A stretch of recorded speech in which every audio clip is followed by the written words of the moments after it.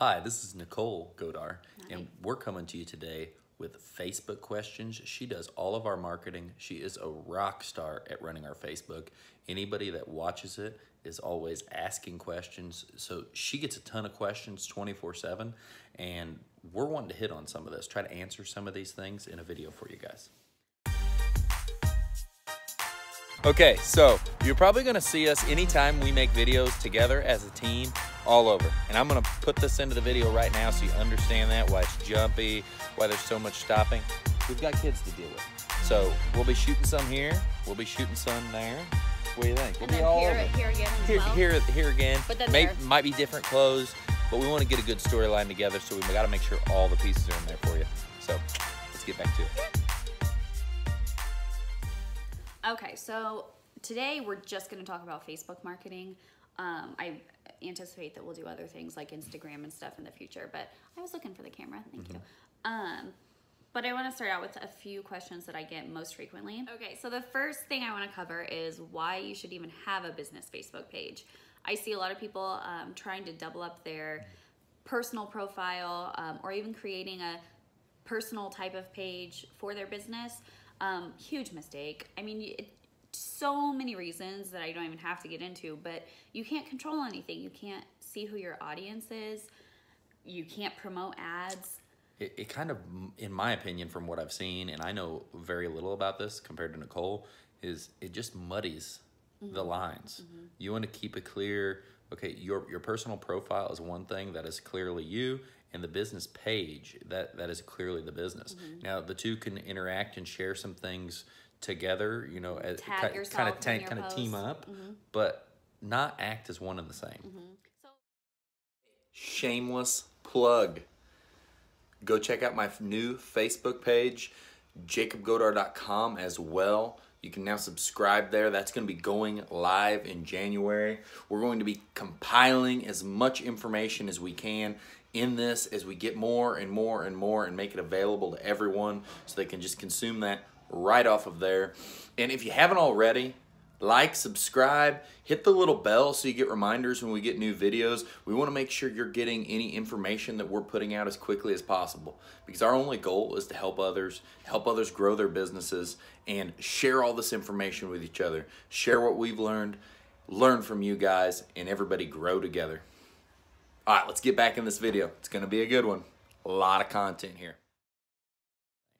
So my first thing is, if you have a business right now and you share your photos on your personal page, or you're posting your pictures on your personal page, that's cool for now, but take the next step. And obviously, if you're watching this, you are going to, or you already have, and make a professional page, make a business page. My next thing I want to talk about is when you're setting it up. This is a question I've been asked like 5 times this week. How do you write an about section that stands out?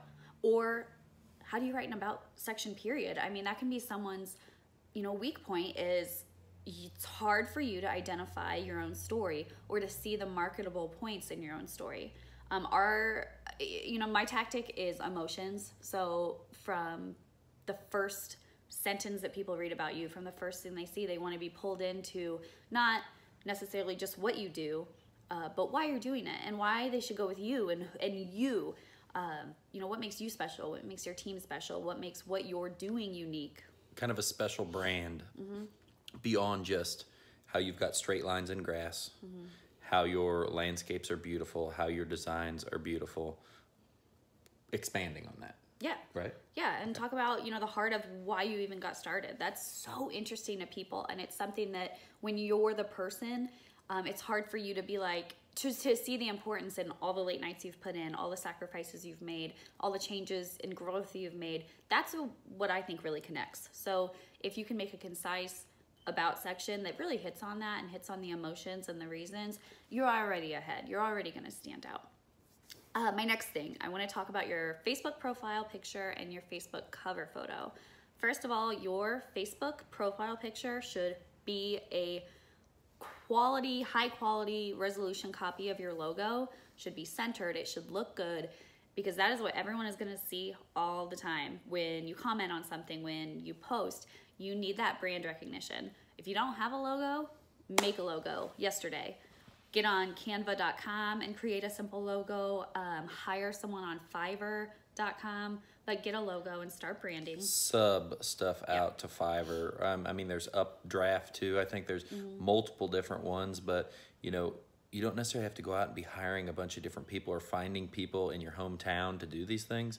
You can just hop on Fiverr and you can find someone to farm out so many things to you for a reasonable cost just to get you rolling. And have a logo in a day, a unique logo, you know? And if you're not a logo designer, don't try to do it yourself because your logo is, sorry, you did a great job. He actually created our logo and he knocked it out of the park. I got lucky. But that's something I see a mistake people making is people will put their profile picture, not their logo. Maybe they'll do a picture of their most recent work or something. That is, it's awful. Do your profile picture, set it, love it, never change it. The only exception would be I see people do cool things like for, you can convert your logo like for holidays or special months like breast cancer awareness. That's cool, but to recognize those special months. But other than that, profile picture needs to be your logo from day one for the rest of time. But your cover photo should change all the time. You can use your cover photo to promote specials, promote a new event or a new person on your team. Seasons. Everything. You should change that all the time, as frequently as possible, once a week, and don't just feel limited to the image. Add text, overlay. I use Canva, I just mentioned that. I use Canva for all of our graphic designs for our Facebook, and you can do anything and create anything. So, well, and let me jump in really quick. So just so I get, and there's questions that I have out of this because I'm taking this from a not that educated point. So Canva, we can put a link in the bottom of this. So we'll put a link in the bottom of this for Canva, and to answer the next question that everybody's gonna ask is, what does Canva cost? So there is a free version, right? Yeah, the free version is probably enough for anyone. You have so many options with the free version, which I love. But I think we pay, what, $10 a month? Yes, and so that was going to be my next thing. I know we've got the paid for version. Why? It gives you access to a lot more photos, which I was dabbling in logo design, and that's why I got the paid version. Honestly, sorry, but since I've stopped doing that, I really don't need the paid version. It just gives you, it unlocks more features, more images, like stock photos that they have. But you don't need that. You don't have to lean on that, especially if you're just going to be using it for, like, say, your cover photo where you just want to add cool text onto your work or anything like that. It's also worth mentioning, I always use Canva on a desktop, but they have an app you can use. But I don't love the app. It's so much easier to work with on the desktop. I'm following. Okay. Okay. How frequently should you post?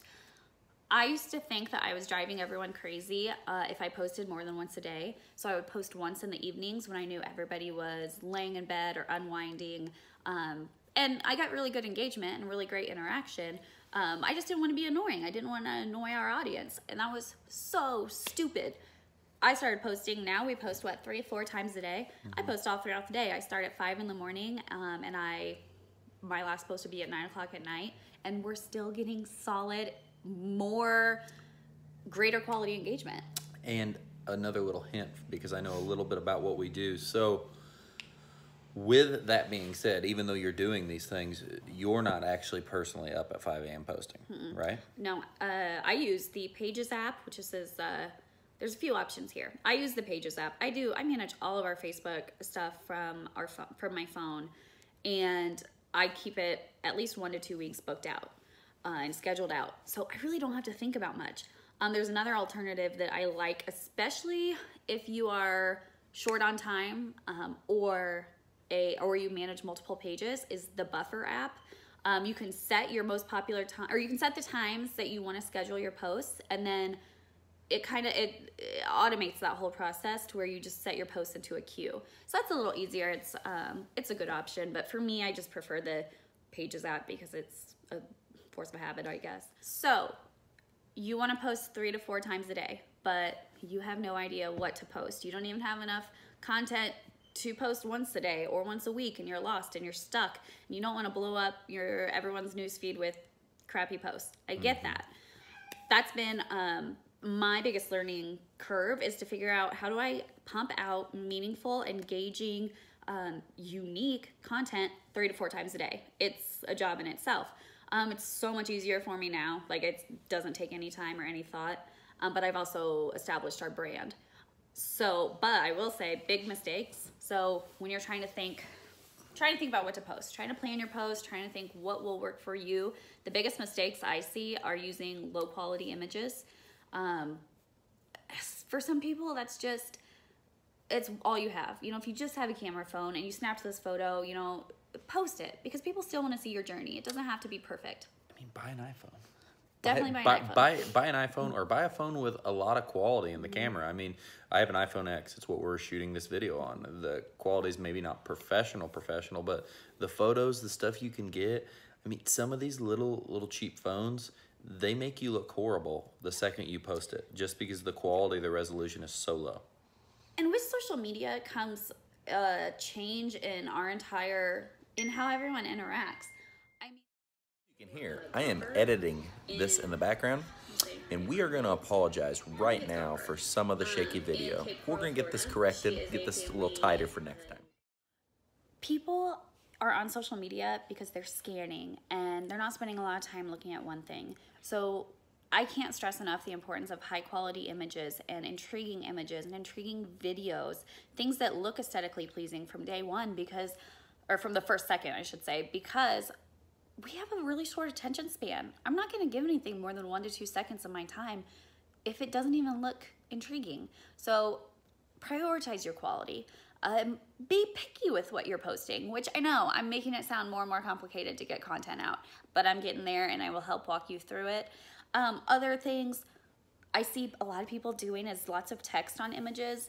Facebook hates that. The algorithm hates that. So if you do that and you post cover photos are the exception, but if it's something that's going to post in a news feed, just a regular image post with lots of text, you're fighting the algorithm. I mean, you're so limited, and people don't love that. So put 1 or 2 big words on an image if you feel like you have to, or save it for an intriguing caption, which brings me to your captions. So hard for so many people to look at a photo and be able to tell the story, but try your hardest. And keep in mind, people have short attention spans. So don't make the mistake of writing a huge chunk of text and thinking anyone's gonna read it. Sometimes I see a huge chunk of text and I immediately am turned off just because I don't have the time to read that. I'm just scanning. Break it up. If you go to our Facebook page and look at how I post Scooter's Lawn Care on Facebook, you'll see I do no more than like 1 sentence. There's some exceptions, but if it's like a post I'm promoting or something, you know, pretty important that I want a lot of people to see, I do a few words per line and do lots of spaces. That's gonna get their attention and they're gonna read the whole thing. They're gonna stay. You're gonna get, you know, they're gonna linger on your page, and that's all you want. Another example of someone who does this so well that you can definitely get inspiration from, doesn't even matter what industry you're in, is our friend Jess Gomper in, I feel like I'm saying her name wrong. I think it's Gomper, in Cape Coral, Florida. She is a family and kind of wedding. She does a lot of different kinds of photography. Check out her Facebook page. It's J Gomper Photography. Now I'm not sure, but you should be able to find her if you search it. She tells stories in such an amazing way. She inspires me. I know we bounce inspiration off of each other. So next up, when you're writing your caption, things to think about is typos. So if you're not a good writer, if it's not your strong point, farm this out to someone else or have someone proofread, because there's no harm in that. Typos and bad sentences and bad grammar, stupid mistakes, you know, they happen, but you want to minimize that. And why that is so important is I think all of us can agree that our audience, our ideal audience, and the people that we want to see this and we want to convert into leads and we want to convert into long-term clients are educated. They are smart people who are looking for professionals. Safe to say, right? So they want to hire a professional. So you got to look smart. And it's hard because not everybody's good at it. And that's so okay. It's so okay to say, hey, that's not my strong suit. Can someone help me with this? That's the smart kind of business tactic. Something else while I'm talking about captions is hashtags. Hashtags are awesome for Instagram. I see a lot of people use them in their Facebook captions, and I just don't think hashtags have made their way onto Facebook like people think that, hope that they have. And when I say hashtags, I mean like general hashtags. Like at the end of your post, you just put hashtag landscaping, hashtag lawn care. That's probably not going to get you that far. If anything, that's going to hit, people are going to find that hashtag, and they're not necessarily even going to be in your city if they are looking for that. So be specific and be choosy. We actually have a unique hashtag that we use on our business page, which is hashtag best year ever. And that's been so fun, and that's really caught on with our audience. So find a unique hashtag, be creative, play off your name, have fun with it. But use hashtags with purpose. Don't just use them to use them. Another big mistake I see is inconsistency in posting.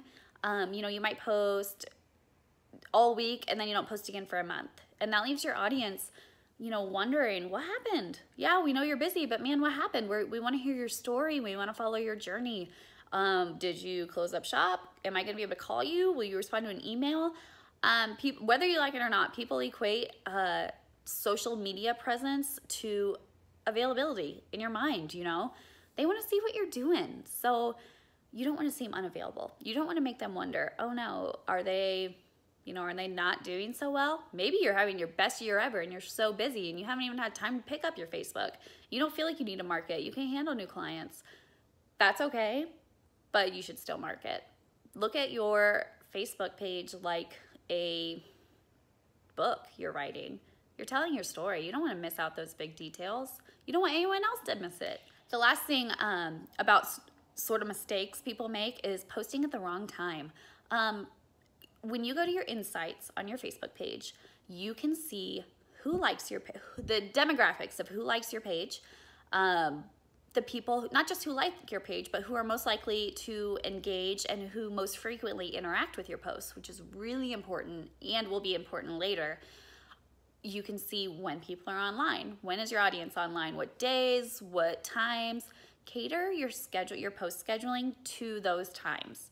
As your audience grows, you may not have to be as stringent about that, but especially when you're building your audience, you want to be online and posting and in their faces when they have their phone in their hand. For us personally, that's first thing in the morning. That's 5 in the morning when a lot of our audience, they're getting up for work. They're just kind of scrolling through Facebook before they get their day started.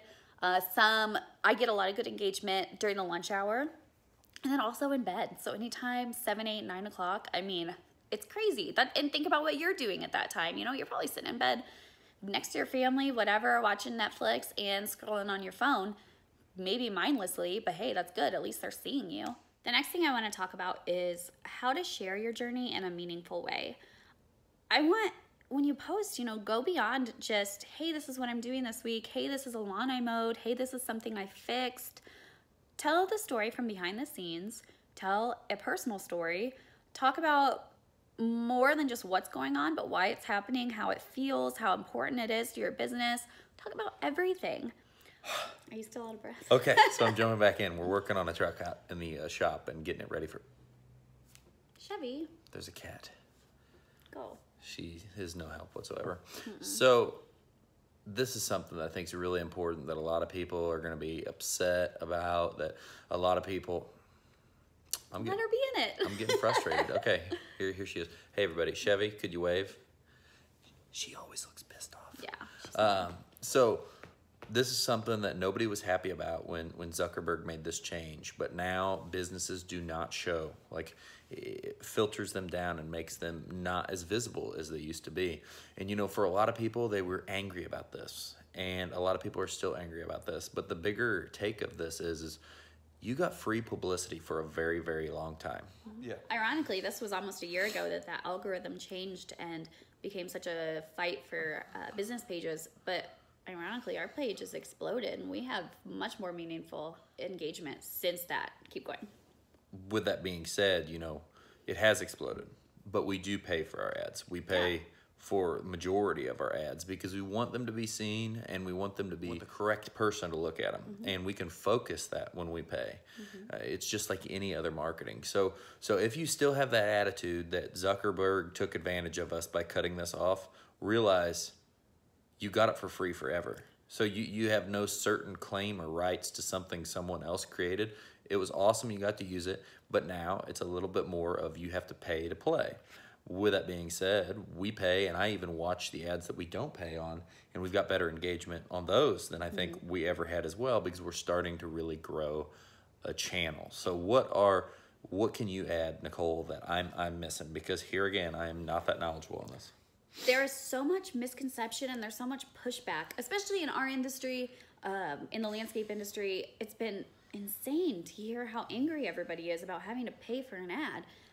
When that's what business is, that's what marketing is. And the biggest thing is, when you had a free page, let's look about it, or look at it objectively. Before they changed the algorithm, let's think about who was interacting with your page.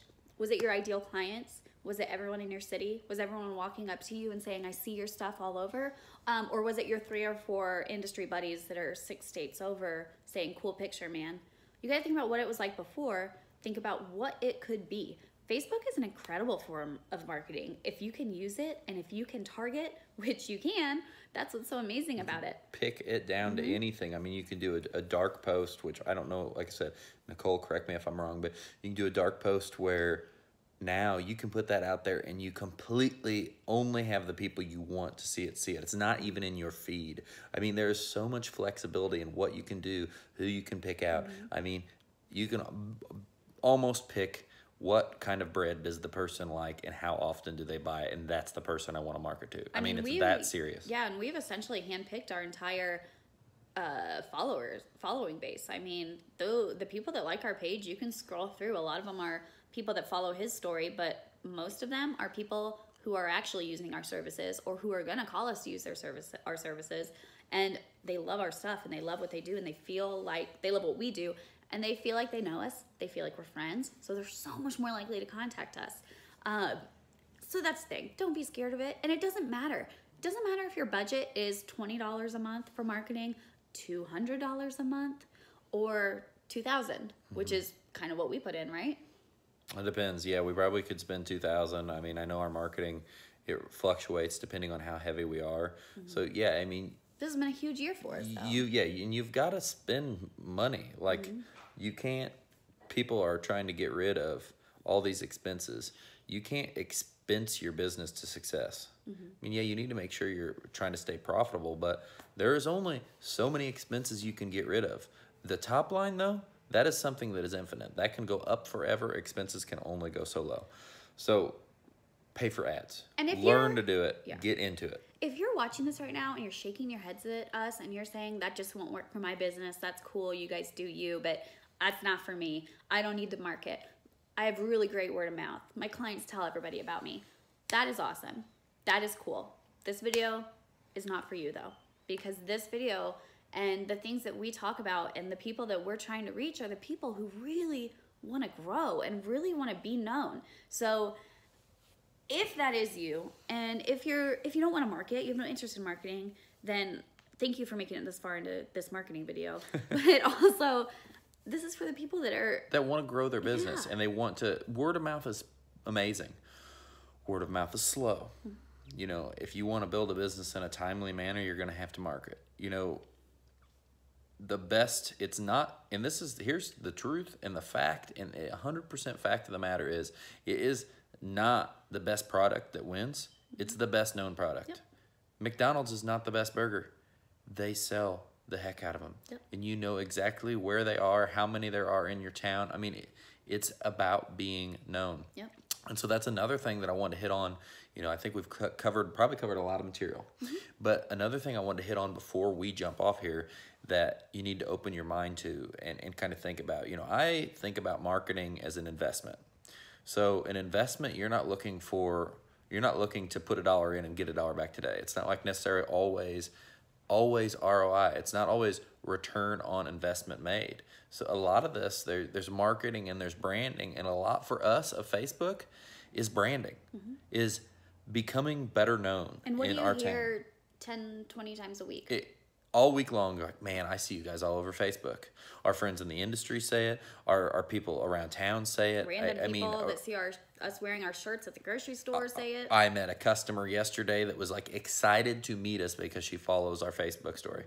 You know, so it's not just, if you've put money in on a Facebook ad before and you've said, I didn't get a customer, that's not right. That's not the way to look at it. You need to be known. The more you become known, the more things that happen to you, the more your company is seen by all, and the repetition of it being out there all the time is what's going to, in the long run, when you do that investment, what's going to make it pay off long term. You need to be looking with foresight down the road and less right in front of you. It's not necessarily about, if I pay $100 this week, that I get $200 worth of work. That's not always what it is. Now, would you agree with that thought? I would agree. And I would also challenge you to think of your favorite actor or actress right now and think about the last movie you saw them in, and then go to their, IMDb page, whatever, and see how many movies they did before you first started following them. See how many years they've been doing this. It's not the first ad you put out. It's not the first job you do. It is the long game, and that's what we're in this for. Yeah, exactly. You gotta keep going. You gotta have the repetition. You've got to keep pounding out quality content, and you keep that repetition going, and that's what's going to build the brand. It's what's going to market your business, and it's what's going to eventually drive all the work you can handle in your door. You don't have to be an expert. You don't have to be a marketing pro. You don't have to be great at writing content or an awesome photographer. You just have to be willing to tell your story. You have to tell your story in a way that makes other people want to listen. If nobody else wants to listen to your story, you're already losing, because it's not just about the product you sell, like you said. It's about what you're doing, why you're doing it, and every little bit of that puzzle. You can use that and leverage that to brand and grow. Exactly. I didn't get into this a marketing expert in the landscape industry. I have learned. I have spent so many nights learning, and now that's why we can pass all this on to you. So somebody asked how to use incentives like contests and giveaways to grow your Reviews. What? Reviews. No, that's not what I'm talking about. Hush your mouth. To grow your audience. So the big thing I want to hit on here is, that's awesome, that's good, but there are, and you can use it to really leverage your audience and really grow your base, but Facebook has really specific contest and giveaway guidelines that you need to know before you go into it. So if you're thinking about doing a giveaway or something like that, Google that right now, like Facebook giveaway rules, Facebook contest rules, and learn them, because there are certain things, and I could be off on the specifics I'm about to say, there's certain things that Facebook does not allow, like tagging someone in a post or making someone share a post or making your friend like a page. That's actually not allowed, and most people don't know that. The chances of Facebook shutting down your page or removing your post is slim, but why chance it? Just do stuff right. Just read up on it. Yeah, just do it the way you're supposed to do it. Just Yeah. follow the rules so you can be successful in what you're And it doing. might be stupid, and it might sound stupid, and I think the rules can be kind of stupid, but they're there for a reason, and you don't want to piss off the Facebook gods, because it will come back to bite you. The next thing now, honey, we can talk about reviews, which was another question. How to get people to leave you reviews. What do you think about it? I think our email list is huge. Yeah, our email list is huge. Obviously, doing good work is going to be the first step, so you need to try to always maintain your quality. Honestly, Ask for them. you got to ask for Every them. time you talk to somebody on the phone, every time someone says, thank you, you did a great job. Thank you. Get on our Facebook page and leave us a review. Exactly. You got to ask for reviews. And I'm just focusing on the base that kind of curates and cultivates the, I don't even know if those are the right words, but I just like words. Sounded really good. Sounds okay. That the base that creates the ability to do this. And so for us, the things that I have seen that work amazing are the good work, obviously, and then the office staff or someone answering the phone. We have more people leave us reviews almost on our customer service. So I'm just trying to, like I said, fill in the whole base of how this works. But the customer service is huge, and then when you've got that amazing customer service and they love talking to these people, whether that just be you or it be your whole team, then your team can come in after that job and there was a huge problem on that project. You know, if you didn't take care of that, someone would have been mad. You went out of your way, you fixed it, your customer service was awesome, and at the end, you can be like, hey, exactly like you said, ask for the reviews, email asking for the reviews, give us a review, we want to know, review us, review us, review us.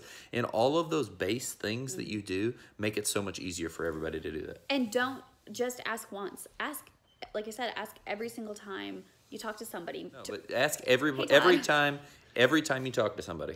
Add it to your customer service repertoire. So every time someone says, you did a great job, thanks so much, whatever, make your automatic response, thank you so much. When you have a minute, do you mind reviewing us on Facebook, or do you already follow us on Facebook? Yeah, because how many people have told you guys do awesome work and you're like, thanks. You know, I mean, get reviews.